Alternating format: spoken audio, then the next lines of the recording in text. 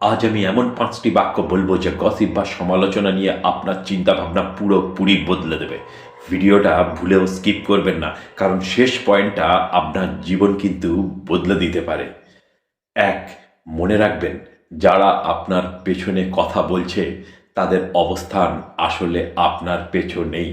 ২, আপনার নীরবতাই হলো মূর্খদের জন্যে সবচেয়ে কঠিন জবাব। ৩, লোকে ঢিল সেই গাছেই মারে যে গাছের ফল সুমিষ্ট হয়, তাই সমালোচনাকে গর্ব হিসেবে নিন। ৪, জবাব মুখে দেবেন না, জবাব দিন আপনার বিশাল সফলতা দিয়ে। ৫, অন্যের কথায় নিজের রাস্তা বদলাবেন না, কারণ এই জীবন আর গন্তব্য দুটোই আপনার।